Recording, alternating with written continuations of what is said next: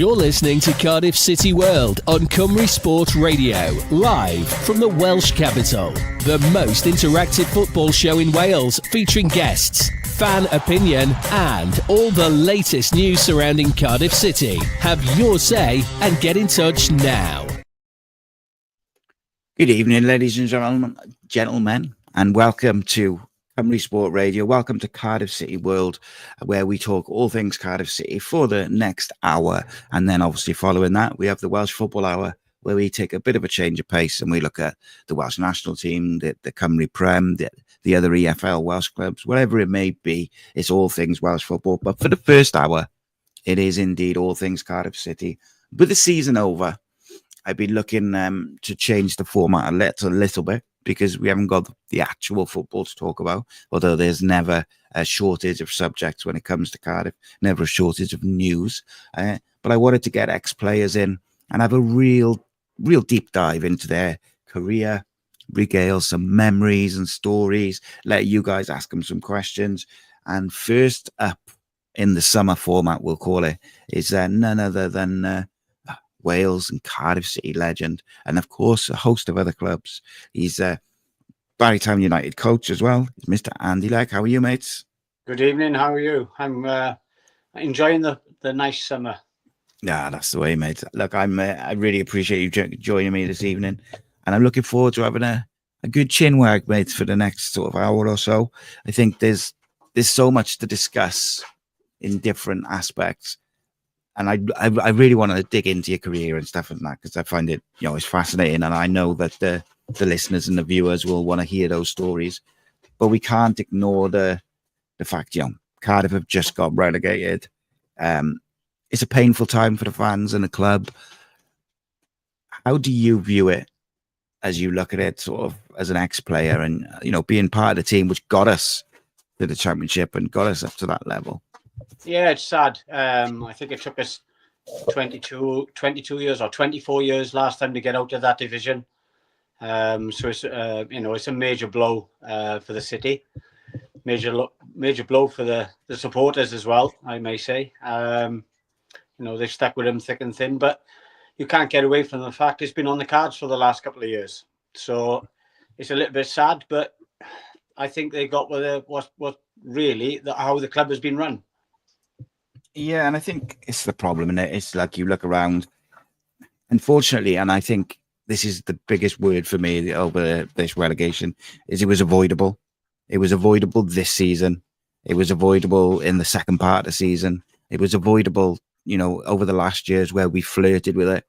It feels like a very avoidable situation, but one man makes the decisions, and for whatever reason, he's reluctant to put that sort of football structure in place, and it's causing issues now on the field. I think we got away with it for a bit, but now it's caught up with us. Yeah, I think, and that's what I said. The last couple of years we have flirted with it, and one thing that pops to mind, we've changed manager after manager after manager. I thought we were going to be fine this year with the manager. He sort of won a few games in a row, took us up the league a little bit, and then had a little slump towards the end. But for me, I look at the backroom staff. Normally, when a manager comes in, he brings his own crew in. He's got his own staff with him. I don't think, if I'm correct, I may be wrong, but I don't think the backroom staff have changed. Yeah, there's a couple. I think some did, but there's a couple who've kind of carried over from a couple of managers, and I think you are right. Like, you look at when Aaron came in for the last 3 games, which even in the cynic in me, mate, right? I feel like even that's almost like not a publicity stunt, but like it was always going to be difficult to do anything in 3 games with the time frame that he had. So it felt like by taking Omar Rhys out, bringing Aaron in for that amount of time, it felt like that was to take the pressure off the football club in terms of the fans' anger, and kind of point it towards Omar Rhys a little bit. And look, Omar's got to take responsibility in a lot of his decisions over the summer. But this relegation's not on him. It's not on Aaron Ramsey. It's something which has been brewing, unfortunately, for a while. Yeah, absolutely. And as I said, it's the way the club is run. hasn't been run right for a number of years now. And as you say, we flirted with relegation a few years in a row. And it's sad to see them going down, and yeah, how long is it going to take them to get back up? Because it's not an easy division to get out of.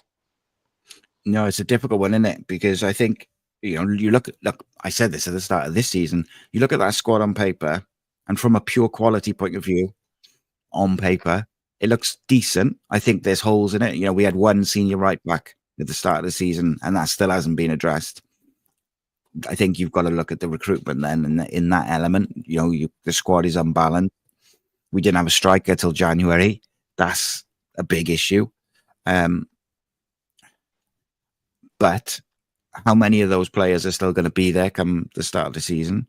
And also, will they, if they have, with the greatest of respect to them, if they perform like they did last season, from a consistent basis, we could be in trouble because, yes, there's problems with the structure. Yes, there's problems with the manager, the coaches, all these different things at the football club. But that squad should have been good enough to stay up. And they didn't perform consistently enough. And I think, they've got to look in the mirror as individuals as well. Yeah, absolutely. I mean, at one stage of the season, I think it was one far after we were due to play Swansea. I think we climbed the table quite well, and we were sitting mid-table and thought we were comfortable. But obviously, the results just disappeared after that. And look, there's no getting away from the fact next year is going to be really tough. We've got the likes of Barnsley, Peterborough United, with the Wickhams of the world, and the Leighton Orient. Well, it's Huddersfield. There's big clubs there. It's going to be very difficult to get out of next year, and I just hope it doesn't take 22 years again. Yeah, no, and I got to be honest, I don't think it will. But then I didn't think we'd go down this year. Even midway through the season, I was fairly confident that we'd have enough, and they never were able to get that run, to get that momentum.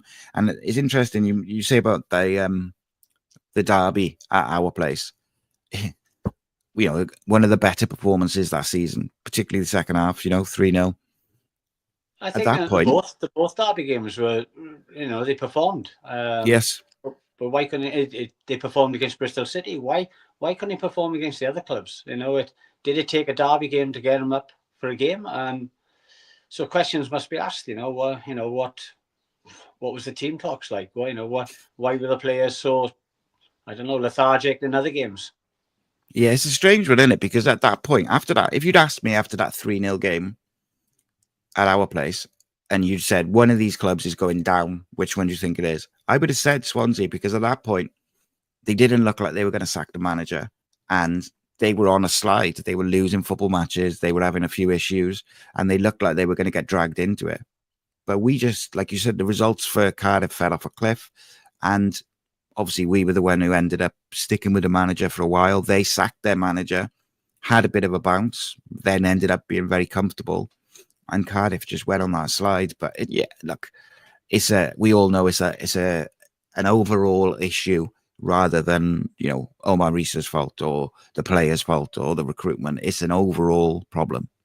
Yeah, absolutely. It's been like it for a few years, as we said and spoke about earlier. It's sad to see, because it's a good club to be at. Just unfortunately, as I said earlier on, it's just not run right at the moment. Indeed, mate. Let's talk about some slightly happier times. A couple of questions straight away for you, which I fully expected from the people.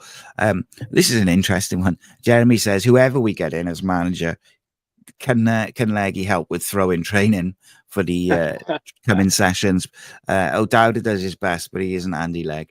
Yeah, the set pieces overall, I thought, actually from Cardiff were very poor, but throw-ins, doesn't look like they've ever practiced them. They look like we have a throw-in and they all just sort of stand still, and they look like they've never taken a throw-in before, and that was common all season. But yeah, you had a massive throw, mate, didn't you? You have to get in there and give them some tips. It's something that I found you can't teach. You can show them and try and show them and give them a technique, but it's very difficult. You can have the biggest man with the strongest arms, and he can't throw it, or you could have a little fella like myself who could throw it quite far. It's very difficult to teach. I think I look back at some of the photographs of myself when I played, when I took throws, and I look at my back and I think, how my back didn't snap, I don't know, because it was like hyperextended. Yeah. I think I was just a flexible person. I was lucky that I could take a long throw, and it's proven now it's coming back into the game a little bit more now. Yes, it is. Yeah. It did go out of fashion for a while, long throws and stuff, but they do cause problems because you can throw them flatter, you can throw them at an angle, you can throw them high, so it does work. If you can get somebody to do a long throw, brilliant. Listen, if I could coach somebody, I'd love to, because I'd like to get back into football if I can. It's interesting because I do agree with you that there doesn't seem to be a rhyme or reason about who can, who's good at those long throws and gets the distance, because, my boy is about my height, very, very short I am. And he plays under 16s and he can launch it like a corner, but he's one of the smallest players on his team. He's a muscly boy, but it's a strange thing because there's boys on his team who are like 6'2", massive units, and they cannot get the same distance. And I don't know, do you think it's a technique thing, or is it just a natural, strength, flexibility? Yeah, I just think it's a natural thing. I played in goals until I was 16, so I really didn't take many throws until I came out at 16-year-old, 17-year-old. And it was strange because I picked up the ball, just threw it, and it was just went further than anybody else's. And I couldn't tell you I practiced. The only thing I did when I was at Swansea was Terry Orth got me throwing a medicine ball now and then, which is mental. But maybe it helped. I do not know. I could throw it as far as I could when I was 16 or 17 anyway. Yeah, you used to launch it, man, didn't you? What was when you used to take a long throw, what was your preferred kind of trajectory?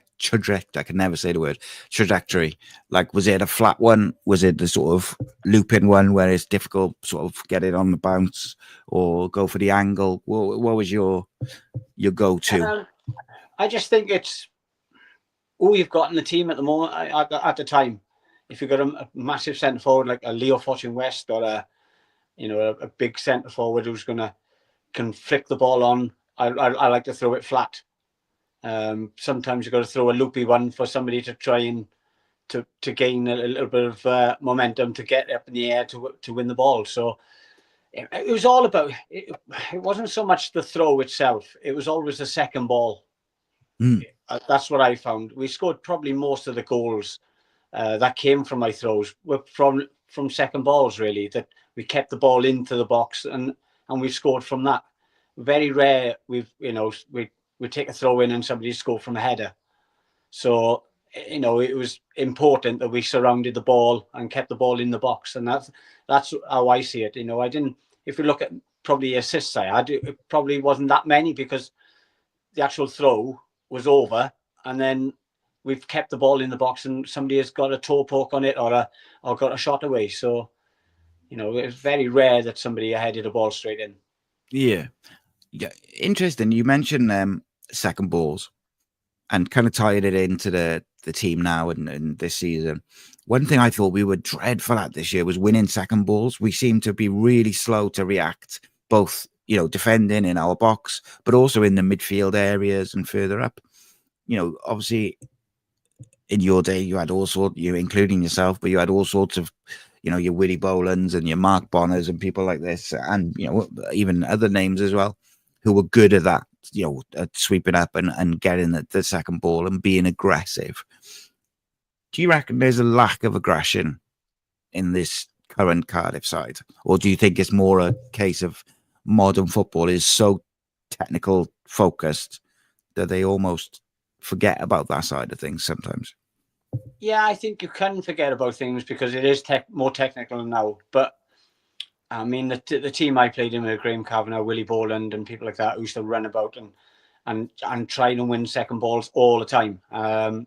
They just had good energy and they knew how to get the ball back. And I just feel that the game is totally changed now. I don't think you can't tackle like we used to. You can't physically go one up against one and try and outstrength them anymore. They just fall down to the floor now and get free kicks. So football has changed, but I watched the game last night in the playoffs, and I thought Coventry was outstanding at winning the second ball. They dominated the game, and unfortunately they lost in the end, but they actually dominated the game and won. I think they probably won 99% of second balls. Yeah, every time it dropped, they seemed to just pick it up, didn't they? And yeah, they were very, very unlucky. Coventry were. And obviously the other playoff, Sheffield United and Bristol, was much more one-sided. I can't remember a playoff sort of semi-final being that one-sided over two legs for a long time. Yeah, it's crazy because I think the commentator said it's the biggest aggregate in a two-legged semi-final. It's mad, isn't it? Because like Bristol finished the season pretty well. Sheffield United were all right. Coming out of the season, I didn't think when we played them right at the end of the season, I thought they were okay. I didn't think they were flying by any means. Now, they might have a few players back, and it's different, isn't it, once you get to that stage and over two legs. But Bristol will be very, very, very disappointed over two legs to put in, two performances like that. You've experienced. Go on, mate. Sorry. I think it'd be disappointing mainly with the first leg. Getting somebody sent off, losing the game 3-0, and that you're up against it, and it's always uphill battle, especially going away from home. So they probably went to Sheffield United and thought, right, we'll throw people forward, try and get back into the game. If we get caught, we get caught, because they had nothing to lose really. A 3-0 down. Yeah, no one expects them to do anything in the second leg, really, do they? This is one of them. When you're 3-0 down, you may as well just kind of go for it. You experienced both sides of the playoffs in terms of disappointment, victory. Like, talk to us a little bit about what it was like going into that season, which culminated with the Millennium Stadium. There was a lot of pressure on that team, wasn't there? There was a lot of disappointment from the season before, and you had obviously some very, very good footballers in there who other clubs were looking at. What was it like to be in that dressing room going into that season? It was just, to be fair to the managers and to Sam the man as well, even, they didn't put pressure on us. They just wanted us to go out and try and play every game and try and win every game. There was not really a pressure on us to say, look, it's at Millennium Stadium, so we must make the playoffs. And it was never mentioned. I think we went on a great run, probably middle of the season, where we got ourselves right up there. And I think Lenny said to me, because what happened the season before, I got injured and I didn't play in the first leg at Stoke. And I was touch and go for the second leg. Well, Lenny got me in on the morning of the game, give me a fitness test. And then he said, look, I'll put you on the bench. So we agreed that I'd go in when we came in for the game, for the second leg against Stoke, that I was going to go on the bench. Well, when I came in, Lenny had another decision and said he's decided against it because obviously it was a risk putting me on. And if I'd fallen or broke down, it was a waste of a sub. So he didn't want to do that. So it was a massive disappointment for me that season because I didn't get involved at all in the playoffs. And to sit, well, I stood by the dugout actually, and to stand by the dugout watching the game and lose the game at home, especially when we won the first leg, was extremely disappointing, And so I think the determination by the boys, to be fair to them, they rolled up their sleeves and they said, look, we're not going to fail this year, but there was never any pressure on us. Interesting. I mean, with that, you mentioned the disappointment of not making that second leg. How frustrating is that then for you when you're watching those two legs of semi-final, playoffs against Stoke? Massive. And you just can't get in there, can't get involved, and you can't influence it, can't help your teammates. Well, I travelled to the first game and I thought I'd be frustrated, but I sat up in one of the stands with the Stoke fans, and obviously we won the leg, and it was brilliant for me because I went down into the dressing room and celebrated with the boys, not too much, but we were looking forward to the second leg. But and then to go in and pass the sort of fitness test in the morning, and then to go away thinking, right, I'll be on the bench, at least I can go on if I need it. And then to come back in and not to be put on the bench was a massive disappointment for me. And to be fair to Lenny, after the game, he said, I think I've made a mistake. I should have put you on the bench just in case I needed to go on to take a throw in or anything like that. And if I broke down, I broke down. But at least I could have taken a throw or something. But I was gutting really, because obviously I wanted to be involved. I'm that type of person that hate missing games. I don't think I missed many the season we got promoted. No.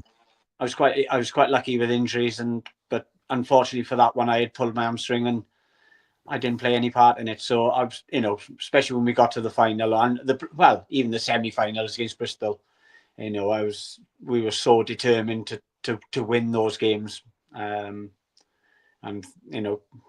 Peter Thorne popped up with the only goal of the two legs, which is crazy that you think we go to Ashton Gate and draw 0-0. Yeah, what was the mood like within that group coming into the semi-finals and then the final? Because you were a real close group, weren't you? Like, you used to, the families and everyone used to do stuff together, and you very close knit group. Do you think that helped you when you came to those tough moments and those tight games as well? Like you say, one goal over two legs. The final one goal in extra time is a lot of tight football matches there, isn't it? Yeah, absolutely. And what I liked about it was if you played a part in the game and you got taken off, nobody ever moaned. Nobody was ever disappointed. Or if somebody came on, or they always give it all. How brave was Lenny Lawrence to take Robert Earnshaw off in the final? How brave a decision is that? To take your top goal scorer off when we need a goal. That was so brave. And when we went 1-up, he took me off and put Mark Bonnet on to defend more. Didn't bother me one iota. I was just like so galvanized in the game, thinking, come on, we've got to see this through, and that's the team spirit we had. And funny enough, I'm with a couple of boys tomorrow, Scott Young and Graham Kavanagh. We're having a game of golf tomorrow. So it'd be great to catch up with Graham, because I haven't seen him since last year. So. Cool. That's really funny. I spoke to both of them today, like for other stuff, and it was that's really funny. But like I said, that group was tight, and I think that QPR game, as a fan watching it, even with the disappointment that had gone on before, I never thought we were going to lose that game. I was very, very confident. I was young and probably a few beers to the wind, but I never felt like we was going to lose it. It just felt like it's in the Millennium Stadium. This is our year. It's meant to be. Didn't work out last year. We've got Peter Thorne, we've got Ernie, we've got Leggy, we've got Campbell, and all these different people get Gabs, and it was just such a good football team, even the bench. And I always remember speaking to Gethin Jones, who obviously didn't make the squad, and when Andy scores, he sort of gives a chin up celebration, and we found out afterwards that's what it was. And that's what I mean about it being so tight. And even I think when I spoke to Gethin, I'm sure he said, yes, he was disappointed. Of course, he's disappointed to not make the match day squad. But once that decision's made, you kind of moved on from it and just wanted the team to win by hook or crook. Yeah, I think that's what it was like. And I think that the journey in from the hotel to the Millennium Stadium was absolutely unbelievable. It'll live with me till I die, because it was just blue everywhere. It was Cardiff fans everywhere. And driving in, it was just you can't explain it. It was just amazing, and we got into the dressing room, and I don't know who said it, but somebody said to us, we can't lose this game. Was there any nerves there, mate? Oh, there's plenty. I could name a couple of players who were a little bit sick in the dressing room before they went out, but I won't. But it was a lot of nerves. To be fair, I was nervous until the game kicked off, and then I was fine then. But it was the energy of the fans, the noise. it sort of comes down on you in the Millennium Stadium. It doesn't rise. It sort of comes down onto the pitch. So you can't really hear yourself talk sometimes. You're shouting for a ball or something like that. You can't even hear yourself. Yeah, the sound carries really different, doesn't it, in Millennium Stadium compared to obviously to Ninian Park, and it's a different kettle of fish. And it was a mad day when they had like 80,000 or whatever it was in there. Just, you know, the majority was Cardiff fans, let's be honest, and tickets were like gold dust, and it was a phenomenal day. It was, you say like you'll never forget it. It's one of my favorite days ever because, you know, obviously the football and everything, but I'll tell you two stories from that. I played a Vets game a couple of weeks ago up the valleys, and we'd gone in for a pint after the game, obviously, and the barman came up to me, he gave me a pint, and he said, this is for your sister, he said, because I travelled down and I lost my ticket. And I said, well, for the final? And he went, yeah. He said, I lost my ticket. And he said, I sat with your sister and watched the game. And I said, I haven't got a sister. And he went, I can't say what he said, but he said, she's had me on for about 20 years. But wow. That was amazing. But yeah, it was, I mean, after the game, we had a little get together in a pub across the road from the Millennium Stadium. And then we went, most of us ended up in the Stereophonics. Yeah, we ended up there. I don't think I went home for about 2 days. I think I was in the same suit for 2 days, I think.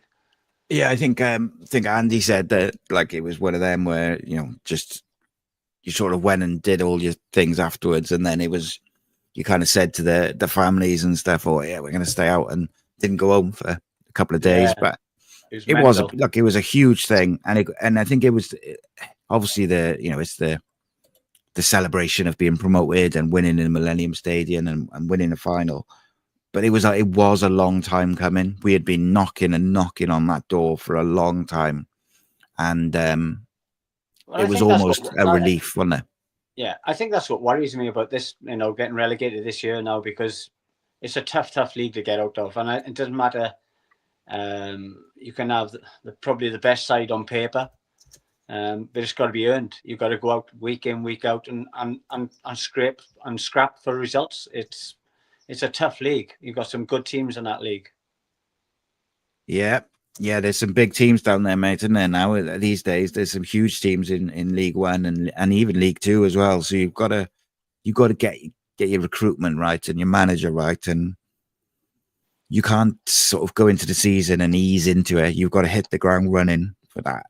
That first game of the season, you've got to be ready. And at the moment, it feels like, I know, for myself and a lot of Cardiff fans were concerned because it feels like there isn't a direction. They've brought in this agency to do the initial interview process of the managers and stuff, and you're looking at it and you're thinking, oh, this is going to take even longer again, and then it's still the same people making the same decisions, and they're going to get it right.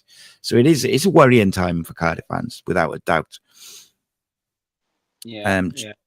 Jonathan asked a question. He said, did Andy ever doubt himself at the start of his Cardiff career? He might be a legend now, but it took the fan base a little bit of time to warm to him. Can't have been easy.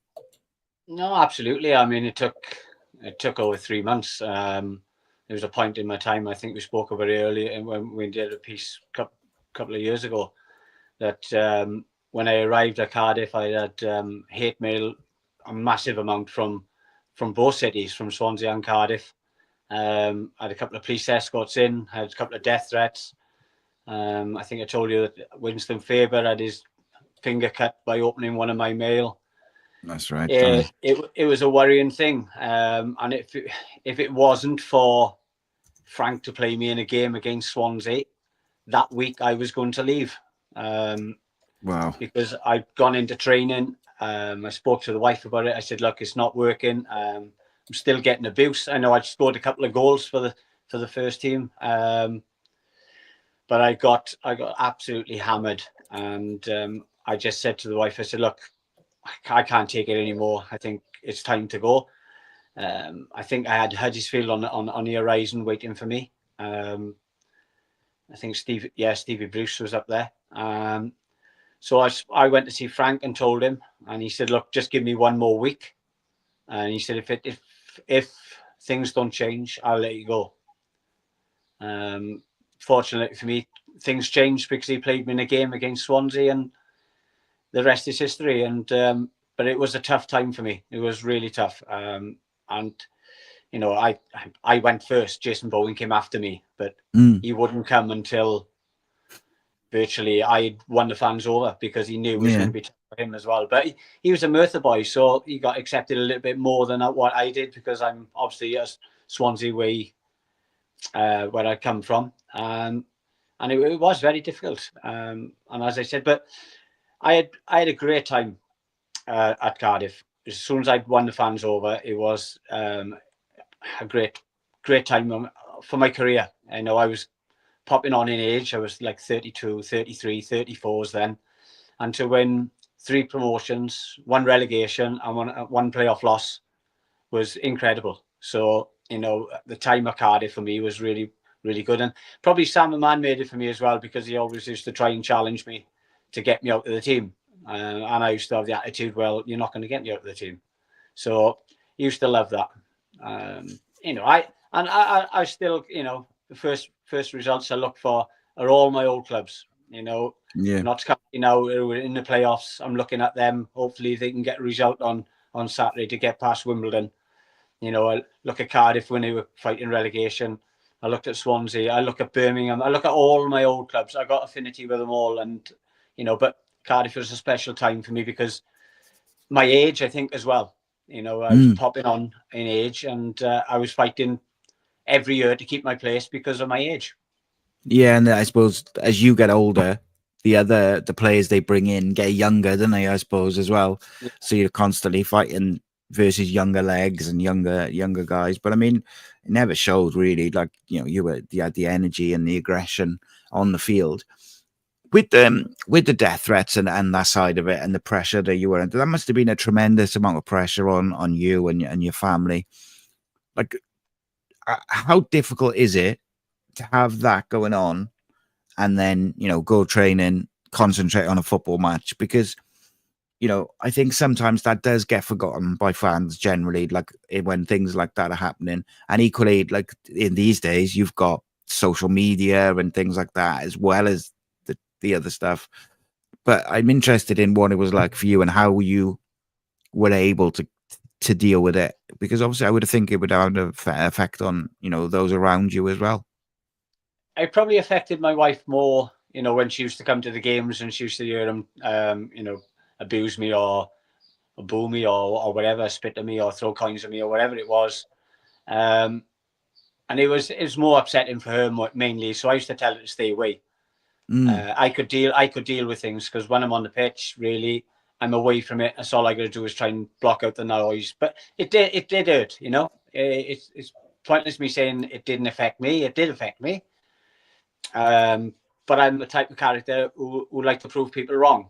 Like I said about Sam Man. Sam used to say to me every year, right, you're out this year, I'm going to replace you. And I used to say, bring it on. And I said, whoever you bring in, I'll beat.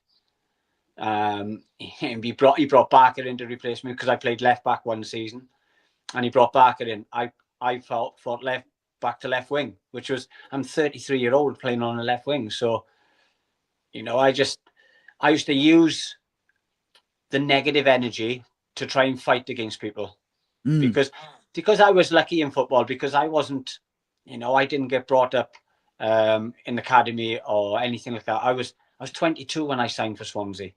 You know, Swansea gave me my start, and it was like, wow, what is this? You know, it was all foreign to me. So it was crazy how my life took off when I signed for Swansea. And I'll always have a piece of thoughts for Swansea, because they give me my career. Without them, I wouldn't have had a career. You know, I wouldn't have had a Cardiff City career. I wouldn't have had a Notts County career. I wouldn't have played for Wales. You know, I wouldn't have met my wife. So it was, everything just came together. But yeah, listen, I love football. I enjoyed it. And I still play week in, week out now. I play for the Vets at Llanelli, and I just enjoy my time. Yeah, you played in the Legends game last Friday. How was that? Yeah, it was tough because the week before I pulled my hamstring, and No, never. so I had to strap it up in that game, and so I couldn't run as well as I normally can. So I was limping a little bit, but I managed to get through, I think, 50 minutes. So It was interesting. I was watching it, and I was watching some of these players, and I was watching like Jay Bothroyd. Still got what a touch he's got, but I was watching Craig, and he's still really angry when he's playing football, like because he's a winner, isn't he? And he wants to even in that he wants to win, and he expects the people around him to have high standards, and I love that. I do. I think I love that competitive nature. Absolutely. I mean, he's a winner. He wants the best of everything. He wanted the best when he was a player. He wants the best as he's a manager now, and he's getting the best out of Wales as he can. He'll want the best kit for him. He want the best travel for him. He want the best because he doesn't want to give him excuses because he's a model pro. He's got that, like you said, he's got that nastiness. He wants to win at all costs, and I think that's brilliant. And hopefully he can take us to the next World Cup. Because I'll certainly be out there supporting him if he does. 100%, mate. We'll be there. Rhys was asking, there's been sort of rumours and stuff about negative influences within the Cardiff group this year, but more with, back in the day in the teams that you've been in, if there was a player or a couple of players who were a bit of a negative influence or they were causing a problem, how would you have approached that or dealt with it? Or, what would be the kind of the way to deal with it? I think, listen, I said everybody thought me and Graham Kavanagh hated each other because we used to moan at each other and shout at each other all the time on the pitch. And it's amazing how people say, "Oh, you don't like Kavanagh," or he said he doesn't like you, or whatever. And it's amazing because behind the scenes, as soon as the game's over, it's forgotten. Kav can scream as much as he wants to me, and I can scream as much as I want as him. And I used to be probably the moaniest person on the pitch anyway, because I used to just point fingers at everybody. If they didn't do their job, I felt they weren't doing their job, I'd point a finger at them. But they knew. Well, they used to call me Victor Meldrew, so because I was the moan all the time. But it was forgotten with after the game. We didn't have negative attitudes in the dressing room. No. And if it was, it would have been sorted by the players or the manager himself. It's interesting because I think, years ago or back sort of then, football was so different in the way that in the dressing rooms, and I think back then, senior players would have just dealt with it before it even got to the manager in most cases. Whereas these days, I don't know, it just doesn't, like I really felt Cardiff in particular, but football generally, it feels that there's a lack of those kind of old school leaders. And I know you don't have to scream and shout to be a good leader. There's different ways to lead, but you don't see many of those kind of old school leaders around now, do you? No. And if you can go back to Danny Gabardon, he was the quietest man in the world, but he was a leader because he led by example in what he did on a pitch. He didn't have to shout and scream and holler like myself. I had to do that to get myself in the game. To have the aggression to go and win the ball or aggression to chase somebody.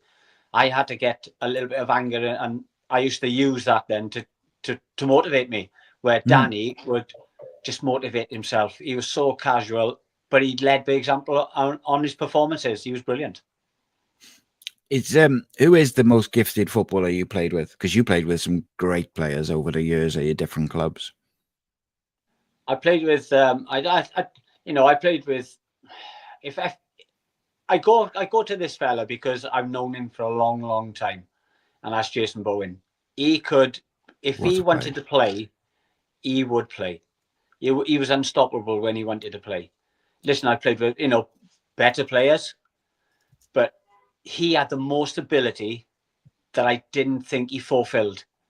For me, he should have played in the Premiership. He was just on his day he was unplayable. He just didn't do it often enough. He was so laid back, and I wish I could kick him up the arse because obviously he's my best mate, and he was so gifted, as I said. Yeah, he's what a player. Like as you say, on his day, completely unplayable, and he was a player who really should have had more than 2 caps for Wales. Just because when you've got those types of players with that type of ability in the moment, is you look back and you think, wow, he only played twice for Wales, but things happened, and it's different for every player, I guess, different situations and stuff. We're not all the same. We're not all mentally the same. Jason was just a laid back character. When he wanted, like as I say, when he wanted to play, he would play, and he'd be nobody could touch him. But then that's the person he was, and I think in a way, I still say to him now these days that he should have made more of his career. Yeah, I mean, there's a few of those, mind, from back then. I always thought the other Jason Fowler could have gone on and there's another like gifted so player. talented, like, but he did, and don't get me wrong, like he made nearly 300 appearances in the what you'd call the EFL now for Bristol, Cardiff, and Torquay, but I just felt like on his day, I used to watch him and I used to be so impressed by his ability on the ball and stuff, and you could do stuff that others couldn't. Yeah, just see things that people wouldn't, no one else would see, and then you wonder how he didn't kick on. But I guess it's one of those. Again, Martin just asked in the chat, was Jason Bowen hindered by not having a kind of set position, whereas now maybe he would fit in perfectly in these sort of number 10s and that sort of free role? I think he'd have been perfect for that. He would have been perfect for number 10. Yeah, I think so. He's played on a wing, and I think in our days when we played on the wing, we had to get back to help the defenders. Yes. Then we had to get forward. Well, that's not Jason's probably strength. He was like, I used to shout to him to come back, and I wouldn't. He was just like he wouldn't. He's just casually just stroll back. But I think if you played him in a 10, I think he could do a lot of damage. When you look at the current City team, is there any players in there where you look at them and you're like, I think they might do quite well in League One now? Because I think there's a couple in there who maybe not quite ready for the Championship, or maybe just below that standard, but might be in the sort of upper echelons of League One standard, if that makes sense. Well, where they're kind of almost in between. Yeah, well, I believe the 18s have not been bad this year. No, very good. I can't say I've had the pleasure of watching them this year. But if they, I think they won the league, didn't they? And played some really good stuff. So, maybe look into that league, look into that team, and see what they can produce from there. Because obviously, buying players doesn't work for them, or the recruitment hasn't been right. So it may be a case of looking into the youth squad and looking downwards and thinking, what can we pluck out from there? Yeah, I mean, even like Ruben, if Ruben ends up staying into next year, I feel like he might be a player who might thrive at that level, because, we all know what he can do on his day, but it's finding that consistency. And because he's got the physical sort of, or the physique that he's got on the physical side of it, I could see him doing quite well in League One and being very difficult to play against. I think with him, he needs to play. Like, he needs to play week in, week out. And that is obviously on the manager and how he trains. But it's weird. Some players need to play, don't they, to get to the levels that they're capable of. Whereas other players, you can drop them in, take them out, and they'll be able to hit the level. Why is it difficult for some players? Like, why do they need a run of games to get going, and why do some not, do you think? I'm not sure. If I knew that answer, I'd probably be imagining in the Championship or somewhere. But no, I watched Ruben last year. I watched him at home. I can't remember who he was against. And then I watched him on the TV, and I can't remember what game that was either. And he was it was a different person. The second game he played in and the one I watched him in, he was absolutely outstanding. He was winning tackles. He was physicality. He was pushing people off the ball. His vision on the ball. You all know he can dribble, and he's got that vision. but he had everything that game. You know, he chased people. I think he hunted people down, and I thought to myself, if you did that week in, week out, you wouldn't be there. Yeah, it's an interesting one because I know in the Wales setup they see his future long term as more of like a number 8 or more of a traditional midfielder, if you like, rather than a 10. And you look at his physique and you think, well, yeah, that makes more sense because he doesn't look like a number 10, does he? And was it the game? I think it was my cat just. Thanks, thought he was going to unplug everything. And sorry, mate. I think it was the Villa game. He did it was the really, Villa game. really well. Yeah, and he played deep, didn't he, with Ramsey as a 2, and they were outstanding together. Yeah, he was absolutely unbelievable. And then you're asking the question, well, why isn't he playing there week in, week out? Because that's on whoever's picking the team, isn't it? Like, if he looks better in that position, then you've got to move him, haven't you? Yeah, and that's against the Premier League team, you know, and very good midfield players he's up against as well.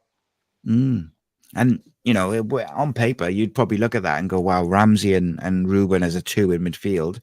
Oof, that's, you know, quite attacking, quite open. Maybe hasn't got a lot of legs. But they were very, very good in that game. You know, for the first 60 odd minutes, I thought Cardiff were excellent in that game. And then, you know, the quality shone through. Like, you look at the players that Villa were bringing off the bench and adding that team. It was always going to be a long night. But Dylan Lawler was another one, mate. 18, made his debut in that game. Yeah. It was what do you make of him? Do you think, you know, he could be one that could be in the first team next year? Yeah, absolutely. Why not? On the showing what we saw against Villa, why not? You know, I've only seen him that once. He looked a good prospect to me. Yeah, he looks like he reminds you. Do you know, I said after the Villa game, he not in any sort of physical way or even maybe a skill set way a little bit. He reminds me of Gabs because of how composed he is. Like, he just, no matter what was around him, what the situation was, he just looked composed and he was just going to do his job and go about his business. And I haven't seen someone like that in the Cardiff defence since Gabs, where he was so relaxed all the time, but he had the quality to go with it. And, you know, composure's massive, isn't it? Yeah, absolutely. Gabs had so much composure. The trouble, I think, with Gabs, if he'd laid back any further, you know, he'd probably been on his ass. But he was such a good player, and reading the game as well. You know, he was superb. I know he had good legs and he was quick, but he read the game really well. And I can't speak highly enough of Gabs. And it went on to prove he had a really good career. And he deserved that career because he was a good player. You know, we stole him from West Brom, and he certainly went on and produced, didn't he, for everybody, really. Were you there when were you already there when he came in? You were, weren't you? Yeah. And yeah, I was there. Yeah. What did you make of him, of Gabs, then when he first came in? You know, because he's very, very quiet, isn't he? So, like, what did you make of him as a footballer? And did his composure worry some of the other players before they got to know him because he's so relaxed on it? No, I don't think so. I think you know, when I think he played his first game or a couple of days training with us, you can tell immediately that he was calm and collected on the ball. He wouldn't panic. He'd look for a pass, and as I said, he'd read the game so well. You know, even in training, little five-a-side games, he's very difficult to get past. And yeah, he was quality, Gabs. Yeah, absolutely, mate. He gets in my Wales all-time 11. Actually, yeah, we did one with a couple of months back over Christmas, and he was in there. I think he's one of Wales's best defenders. But that's a long conversation for another day because there's a few in there, like Kev and a few others. Couple of questions for you, mate. Where's he gone? The Fisherman says, does Andy have any memories of the Autoglass game in the pouring down rain when you scored a late goal for the Jacks? It was a hell of a game. Yeah, absolutely. It was because we were travelling down that day, and we thought, oh, this game cannot be on. and we got to Ninian Park, come into the reception, and we walked straight out onto the pitch, and seen it was like mud and sand, and we thought, oh, I can't be on. And then we walked out, and I think it was like 16 or 17,000 in the pouring down rain. And you think to yourself, these fans must be nuts, because it was absolutely hammering down. I remember that game really well. Because I think that's the only goal I ever scored in a derby. So yeah, okay. So I kept my legs. I watched. Funny enough, I watched it about a couple of months back. It was on a clip on Facebook or whatever it was, and I don't even know how I stood on the floor. I always kept my feet up. I don't know, because I just thought I was going to fall down straight down. But it was a great atmosphere, and probably that's why they didn't like me when I first turned up. Yeah, it was a hell of a game, mind. Looking back, you had Mark Delaney as well. He was a phenomenal right back for Wales and for Cardiff for a small point in time. These are genuinely top footballers. It's interesting. Someone just brought up in the chat there that Cardiff fans view Gabs probably a bit more highly, maybe, than they do Ginge. But when you speak to West Ham fans, it's the other way around. They really, and not that Cardiff fans don't rate James at all. It's more just because you could kind of compare the two, and it's interesting because I think actually probably both of them are just phenomenal. Yeah, probably James was a little bit more aggressive, see, for West Ham fans, possibly. Gabs is that little casual person who likes to dwell on the ball and then pick his pass, where Ginge would be more of a physical person, wouldn't he? So a bit more old school defending. And why not? Probably Millwall fans would love that as well. I think it all depends on what club he went to. Probably Gabs would have suited, I don't know, like an Aston Villa now, or a Liverpool now, where they're more casual on the ball. Whereas Ginge was all-hearted, give his all, and if you're in his way, look out.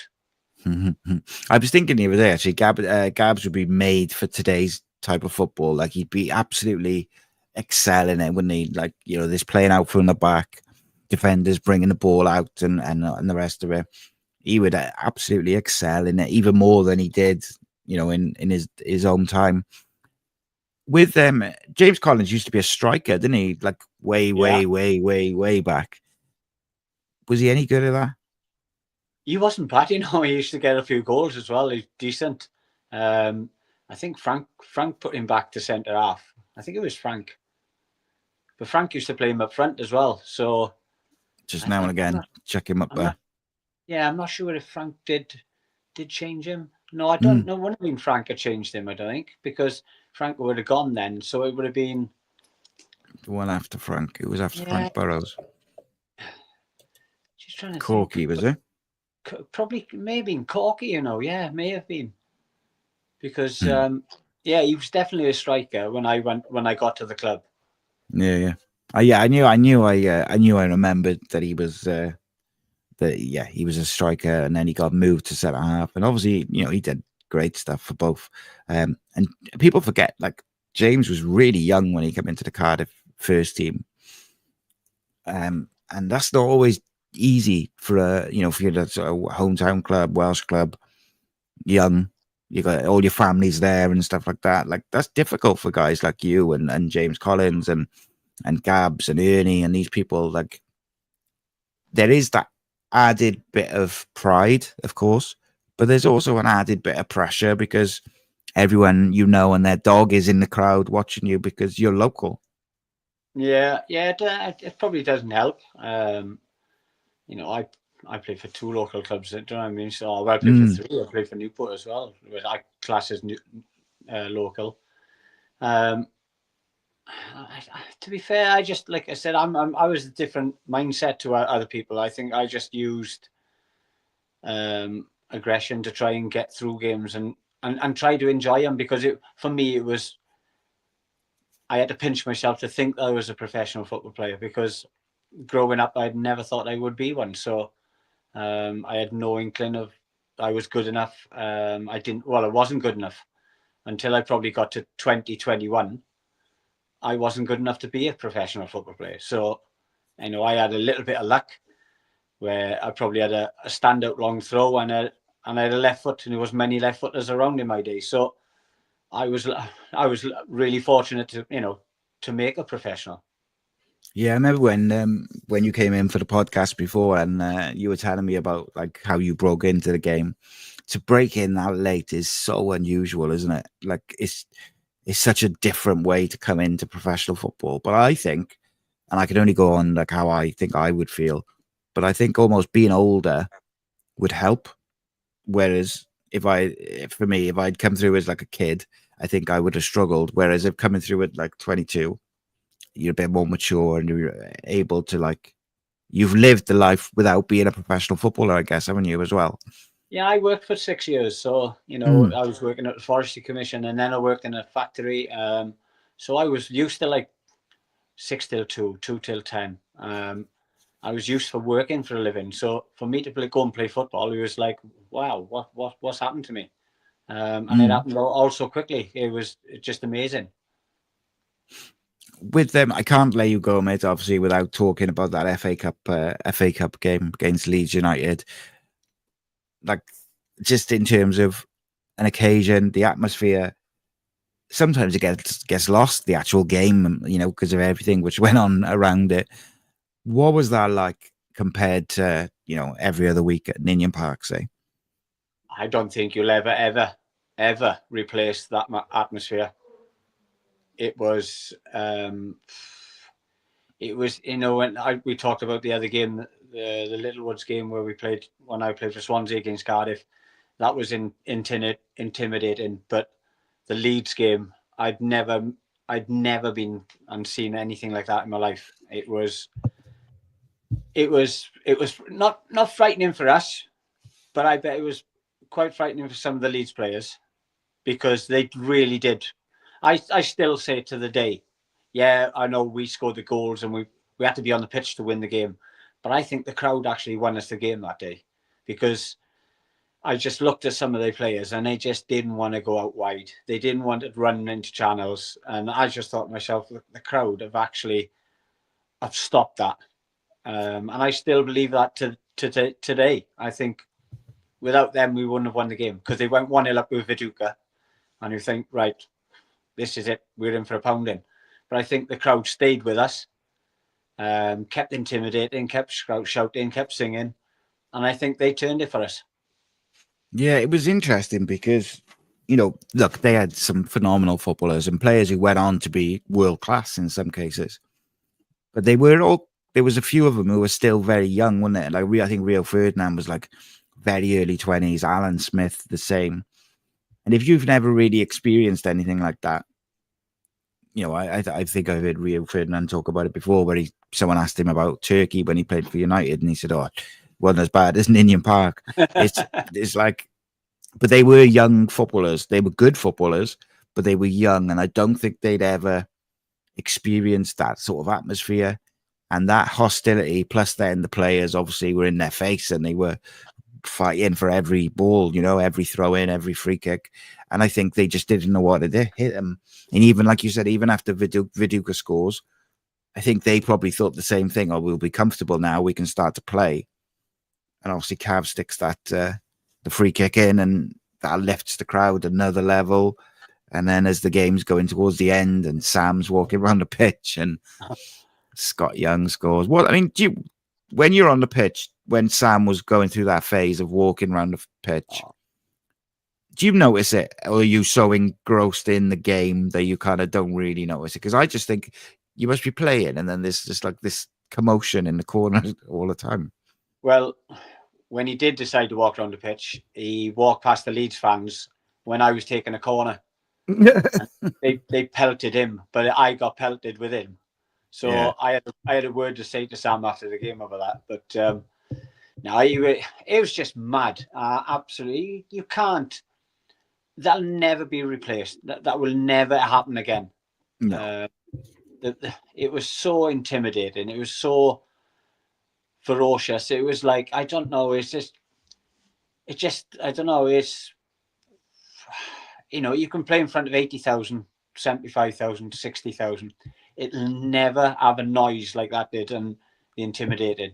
It was unbelievable. And I still say to the day, and I think Cav will probably agree with me when I speak to him tomorrow about it. Now we'll have a chat about him. Said, look, I done your program tonight and spoke about the Leeds game, and he'll probably say the same. It's the most intimidating game he's probably played in. Was it? And just last question on it.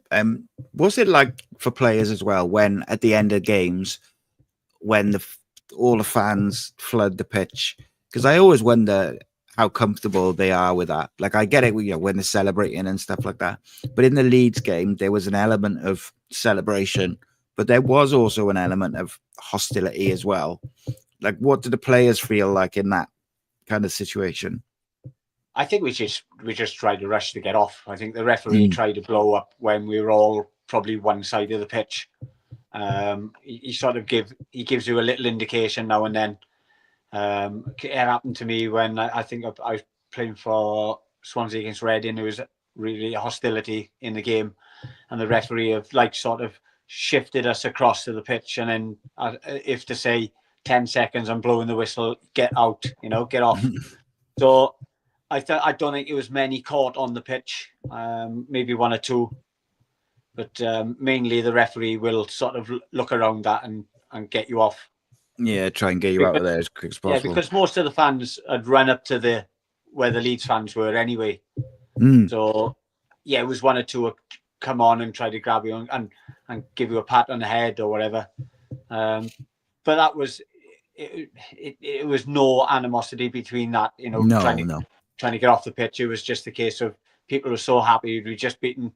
I mean, they were top of the Premier League when they in the semi-final of the Champions League, so for a Division 2. Torpedoed their season, mate, and started the start of the kind of downfall of Leeds, if you like, where they ended up ultimately getting relegated. It all started with that game. They went out of the Champions League, and then they just kind of over the next couple of seasons just capitulated. Yeah. Obviously, they lost a lot of their their big players. Ferdinand went to United. And a few others went. It's just one of those things, of course. But I always look back to that game, and it did have a lasting impact on that season for them. They never quite got to grips with it, and obviously went out in the Champions League. Yeah. I don't think they expected it, against a Division 2 club or whatever. I think it was Division 2 then, wasn't it? I don't think they expected. The amount of fans who were there, the hostility, the energy that it gave us, the players, because although I still say that, like I said, the fans won us the game, I think the players also really got stuck in that day. Oh, they're excellent. So, it's that last in the memories of me. Oh, yes, that was a special day. Another special day, mate. We had talked about a couple of special days this evening. Andy, thank you so much for joining me, mate. I really, really appreciate it. As always, keep in touch, and I'm sure we'll have another chat soon. But hopefully, next time we speak, Cardiff will be in a better position on the football pitch. Yeah, let's hope they can get things right in the backroom staff, get things right from the board wise, and get the club run properly. Because that's where it all stems from. You can blame players, you can blame managers. It starts from the top. They got to make choices. They got to get the right people in at the right time. Yeah, 100%, mate, 100%. So up next, we have got the Welsh Football Hour, where I'll be joined by Lawrence Mora. Andy, as always, mate, thank you so much for joining me, and I'll speak to you very soon. Cheers, mate. Wow! What a goal! Be a part of the action and help Cymru Sports to cover more games across the country. It's 3-2! Oh my words! Where did that come from? Your business can sponsor a commentary, reaching football fans with your message at the same time as supporting our live commentary of Welsh sports. Contact us today by emailing advertising@cymrusports.cymru. Welcome, ladies and gentlemen, to the Welsh Football Hour live on Cymru Sport and Cardiff City World. And a big thank you to former Wales and Cardiff legend, Mr. Andy Legg, who regaled us with some incredible stories for the last hour or so. And now to follow up, another great man. It is none other than TalkSport's Welsh football correspondent, Mr. Lawrence Mora. How are you, mate? I'm really good, mate. But so I had a bit of a smile when I saw Andy Legg pop up. And hat tip to you because you managed to get him on. So I'm doing a podcast at the moment we're recording called The Gaffers. And it is a look at the Cymru Premier and the European competition European playoffs that they have at the end of each season.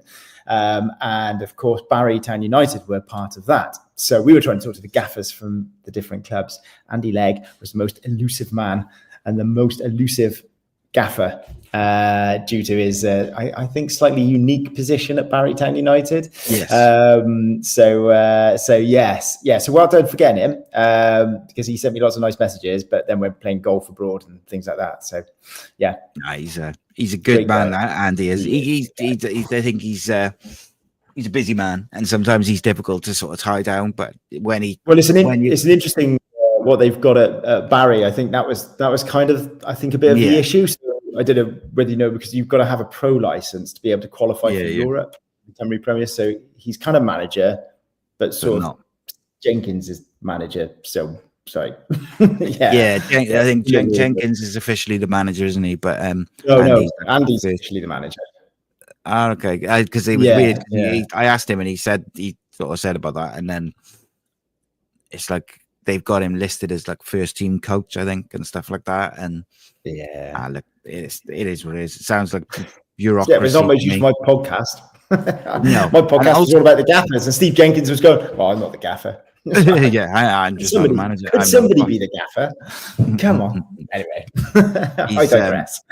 No, Leggy's a great guy, and he's got so many stories, and I love speaking to him. Obviously, last time I did a full podcast or an interview with him was at your place at EC Media, because but what I love is when you're talking to him, you'll be generally talking about his career or different things, and you can see the twinkle in his eye as he remembers like a story or this and that, and he genuinely is just a good guy, and I really enjoy speaking to him. And even tonight he talked about the getting death threats and stuff and the abuse when he first came to Cardiff from Swansea, and he was on the brink of leaving. He had told Frank Burrows that he was going to go to Huddersfield. He couldn't take it. It was too much pressure on him and his family and stuff. And then he had a phenomenal game, and everything changes because football fans are fickle. I don't know if you know. Yeah, I've noticed. We are all a little fickle, aren't we? He also looks $1 million, by the way, doesn't he? Yeah. I mean, that is a sensational tan, and the man can definitely all the golfing he does definitely does him good. Yes, that seems to be the trick with a lot of footballers and people generally is play golf, get a tan, and you look younger than your age. So I might have to start playing golf, mate. It's a shame. I bloody hate golf. Yeah, same here. So you've been a busy guy as always, of course, covering Wales, doing a bit of stuff with the Cymru Prem for East State Media. Tell us a little bit about what you've been up to. Crikey. So end of the season is always absolutely bonkers. And so I think, pretty much since the last international window where we went to North Macedonia and had that late equaliser by Brooksy, it has been absolutely non-stop, from covering Cardiff's relegation to Swansea's sort of renaissance at the end of the season, and because I'm sort of Chepstow based, so TalkSport sent me to Bristol City as well, so covering that, and of course then keeping an eye on the Welsh players and doing a podcast for the FAW called The Gaffers, as I mentioned, which reaches its conclusion this weekend. at Haverfordwest County, who take on Carnarvon for a place in Europe. So yeah, it has been a really kind of busy and just great stories. Not that Cardiff getting relegated is a great story as such for the fans, but as a kind of media kind of option to cover and report on. I said it, I think it was after, it was a game you won, and I can't remember quite who it was, but it was around about 8 games before the end of the season. I was like, if they fire Rhys now, they should see themselves through to the end of the season and be done and be safe. They just hung on and hung on and hung on with him. I still, a really nice guy. Was interesting to chat to in terms of doing the press stuff. Not a bad word to say about him and that, but you could just see the job and the pressure and the motivation for the team, and tactically you could just see him just floundering, and there was nobody there to support him either. No, that was a big issue, I think. That's a big issue as well. So yeah, I just think negligence got Cardiff relegated. Unfortunately, the word I use is avoidable in every facet of it. It was very avoidable. Tell me a bit about your podcast, The Gaffers. Then what's the layout of that then? What's the layout? Okay. So basically, in order to publicise and show off that there is life beyond TNS in our Cymru Premier, then we are following the managers. We're following the European playoffs at the end of the season through the eyes of the managers, basically. So we've gone to both quarterfinals. So basically, for anybody that doesn't know, right, the Cymru League has the top team go into the Champions League. Second place usually go into Europa League, but unfortunately, because there's only 3 qualification places this year, Pen y Bont go into the European Conference. And then there's a playoff between 3rd, 4th, 5th, 6th and 7th for the final European place. So they play quarterfinals, semi-finals, and then this Sunday is the final. But what we did is we sat down with all the managers from the quarterfinals. Well, actually, all 5 managers that were involved. Did some kind of quite in-depth interviews with them, and then we've kind of followed their journey through the competition. So we have them mic'd up. We get in the changing rooms with them. We hear the team talks. We hear them chatting to the physio about injured players, and we just get this kind of real behind the scenes. There's some absolutely cracking stuff as well. And so Ryan Jenkins, who's the Cardiff Met manager, former Nottingham Forest player, really good guy. He's been a superstar so far. And the Carnarvon manager, Richard Davis, or Fish as he's otherwise known, really good characters, and good stuff. And it was a great game. It went to penalties, the semi-final between Carnarvon and Cardiff Met. I was going to say Cardiff Met lost on penalties, didn't they?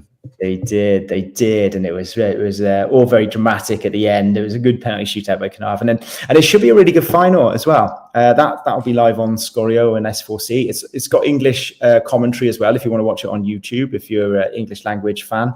And I know that Haverfordwest usually get around 500-600 to games. Carnarvon will take 400-500 maybe down there, maybe a few more, and gather a few more people there. So the final should be really good fun, good crowd, two good teams. So we'll find out.